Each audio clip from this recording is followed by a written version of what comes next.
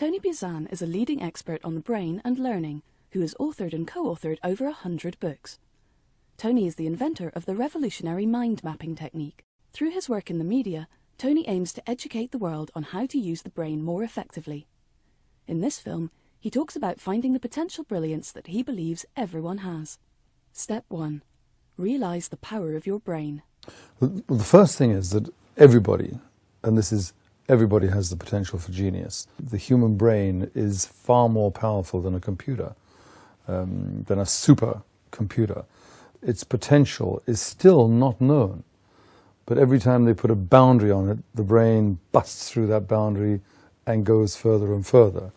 So brilliance is a potential for everybody. Step 2. Make your brain your hobby. So once you're aware, what are you going to do? you know you've got it. And the second step is a very simple one. It's you decide that you're going to make your brain your hobby. Now, as soon as you do that, your brain is like a young child.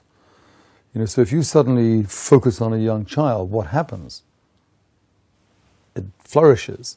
Same with the brain. So the minute you make it your hobby, the minute you scan the web, the minute you go into libraries, the minute you attend courses, the minute you read books on it, your brain will reward you in ways which even you now wouldn't even believe would be so.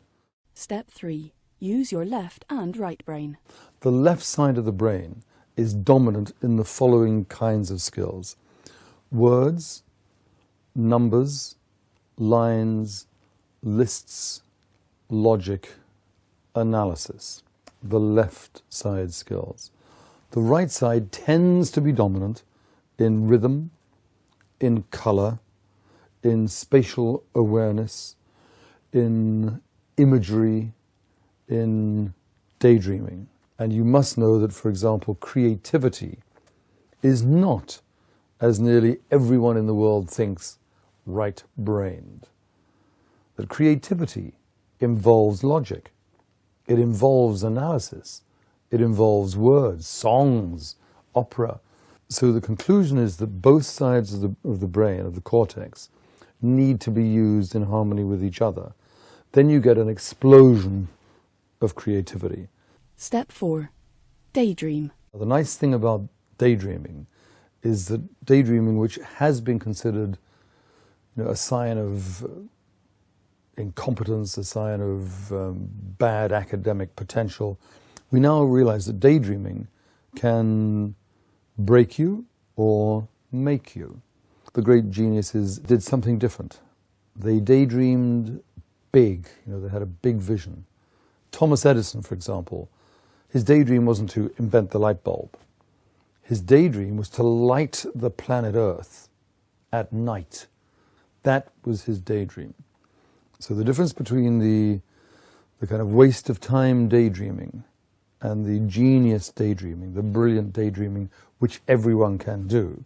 They say, wouldn't it be great to light the planet at night? How are we going to do that? And then they start to work, they bring in other people, they make that dream come true. Step 5. Recap. Have the attitude that you can. Believe that your brain can. And then daydream whatever you want to come true, and then work to make it come true. That's brilliance. And anyone can do it.